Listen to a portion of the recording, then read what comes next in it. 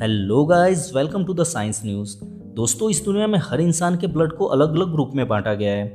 इंसान के ब्लड को 4 ग्रुप में बांटा गया है, ए बी और ओ। ब्लड डोनेशन के समय में ब्लड ग्रुप पर खास ध्यान दिया जाता है। आज की इस वीडियो में हम 3D एनिमेशन की मदद से जानेंगे कि आखिर ब्लड ग्रुप क्या है और इंसान के एक जैसे दिखने वाले ब्लड को ग्रुप में क्यों बांटा गया है। साथ में हम ये भी जानेंगे कि ब्लड ग्रुप का पता कैसे लगाया जाता है। तो आइए जानते हैं इसके बारे में।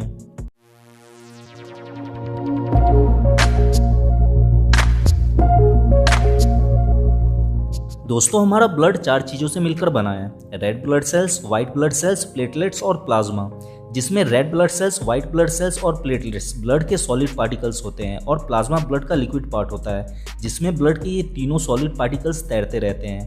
हमारे ब्लड प्लाज्मा में इस टाइप का एक प्रोटीन पाया जाता है जिसे एंटीबॉडी कहते हैं। ये एंटीबॉडी हमारे शरीर को बैक्टीरिया, वायरस और पैरासाइट्स से बचाकर हमारी रक्षा करता है। सन 1900 से पहले डॉक्टर अगर किसी एक इंसान का खून किसी दूसरे इंसान को चढ़ाते थे तो खून चढ़ाए गए इंसान की मौत हो जाती थी। डॉक्टर इस चीज़ को समझ नहीं पा रहे थे कि ऐसा क्यों हो रहा है। बाद में ब्लड के ऊपर काफ़ी रिसर्च करने के बाद वैज्ञानिकों ने रेड ब्लड सेल्स के सरफेस के ऊपर कुछ उभरे हुए स्ट्रक्चर को देखा।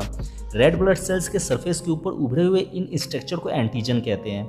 ब्लड प्लाज्मा में मौजूद एंटीबॉडी और रेड ब्लड सेल्स के सरफेस के ऊपर मौजूद एंटीजन यही हमारे ब्लड ग्रुप का निर्धारण करते हैं। आइए जानते हैं कैसे। रेड ब्लड सेल्स के सरफेस पर 2 टाइप के एंटीजन पाए जाते हैं, एक ये कोन शेप के और दूसरा ये कर्व शेप का।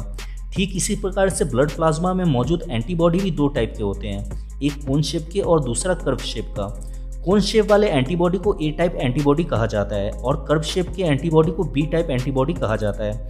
अब जिस इंसान के खून के रेड ब्लड सेल्स के सरफेस के ऊपर ये कोन शेप के एंटीजन पाए जाते हैं उनका ब्लड ग्रुप ए होता है, क्योंकि ये कोन शेप के एंटीजन ए टाइप के दिखते हैं। इसलिए इस तरह के रेड ब्लड सेल्स वाले इंसान को ए ब्लड ग्रुप में रखा गया है। ठीक इसी प्रकार से जिस इंसान के रेड ब्लड सेल्स के सरफेस पर कर्व शेप के एंटीजन होते हैं उनका ब्लड ग्रुप बी होता है, क्योंकि ये कर्व शेप के एंटीजन बी टाइप के दिखते हैं। इसलिए इन रेड ब्लड सेल्स वाले इंसानों को बी ब्लड ग्रुप में रखा गया है। कुछ लोगों के रेड ब्लड सेल्स के सरफेस पर कोन और कर्व दोनों शेप के एंटीजन पाए जाते हैं। इस टाइप के ब्लड वाले लोगों को ए बी ब्लड ग्रुप में रखा गया है। दुनिया में बहुत से ऐसे लोग हैं जिनके खून के रेड ब्लड सेल्स के सरफेस के ऊपर कोई भी एंटीजन नहीं होता है। इस टाइप के ब्लड वाले लोगों को ओ ब्लड ग्रुप में रखा गया है, क्योंकि इनके रेड ब्लड सेल्स के सरफेस के ऊपर 0 एंटीजन होते हैं।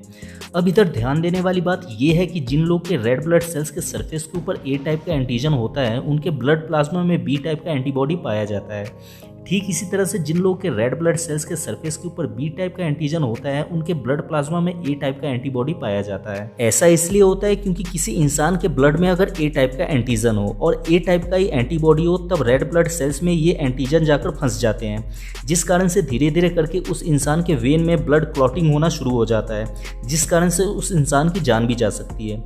मान लीजिए अगर किसी ए ब्लड ग्रुप वाले इंसान को बी ब्लड ग्रुप वाले इंसान का ब्लड चढ़ा दिया गया, ऐसी स्थिति में ए ब्लड ग्रुप वाले इंसान का ब्लड क्लॉटिंग होना शुरू हो जाता है और उसकी जान चली जाती है। ऐसा इसलिए होता है क्योंकि बी ब्लड ग्रुप वाले ब्लड में ए टाइप का एंटीबॉडी होता है जो ए ब्लड ग्रुप वाले रेड ब्लड सेल्स में जाकर फंस जाते हैं, जिस कारण से ब्लड क्लॉटिंग होना शुरू हो जाता है। इसलिए जब भी ब्लड डोनेट किया जाता है तब ब्लड ग्रुप देखकर किया जाता है। अब आपके दिमाग में एक सवाल आ रहा होगा कि जिन लोगों के ब्लड में ए बी टाइप का रेड ब्लड सेल्स होता है उनमें किस टाइप का एंटीबॉडी पाया जाता है। तो इसका जवाब है कि उनके ब्लड प्लाज्मा में कोई भी एंटीबॉडी नहीं पाया जाता है। ठीक इसके उल्टा जिन लोगों के रेड ब्लड सेल्स पर कोई भी एंटीजन नहीं होता है उनके ब्लड में ए और बी दोनों टाइप के एंटीबॉडी होते हैं। इस तरह से ए बी ब्लड ग्रुप वाले लोगों के ब्लड प्लाज्मा में कोई भी एंटीबॉडी नहीं होता है और ओ ब्लड ग्रुप वाले लोगों के ब्लड प्लाज्मा में दोनों टाइप के एंटीबॉडी पाए जाते हैं। इसलिए देखा गया है कि ओ ब्लड ग्रुप वाले लोग कम बीमार पड़ते हैं और ए बी ब्लड ग्रुप वाले लोग ज़्यादा बीमार पड़ते हैं, क्योंकि इनके ब्लड में कोई भी एंटीबॉडी नहीं होता है। उम्मीद है कि आप ब्लड ग्रुप को अच्छी तरह से समझ गए होंगे। इस वीडियो में हमने ब्लड के ग्रुपिंग को समझा। नेक्स्ट वीडियो में हम ब्लड ग्रुप के रिसस फैक्टर के बारे में जानेंगे, यानी नेक्स्ट वीडियो में हम जानेंगे कि ब्लड ग्रुप निगेटिव और पॉजिटिव क्यों होता है। अगर आपको इस वीडियो में कुछ समझ में नहीं आया है तो आप इंस्टाग्राम पर जुड़कर अपना कोई भी सवाल मुझसे पर्सनली पूछ सकते हैं। हमारे इंस्टाग्राम चैनल का लिंक नीचे डिस्क्रिप्शन में दिया गया है। वीडियो अच्छा लगा हो तो इसे लाइक कर दें और इस वीडियो से रिलेटेड आपका कोई भी सवाल है तो आप मुझसे कमेंट में पूछ सकते हैं। और ऐसे ही साइंस और टेक्नोलॉजी के नॉलेज से हमेशा अपडेट रहने के लिए सब्सक्राइब करें द साइंस न्यूज़ को। Thanks for watching.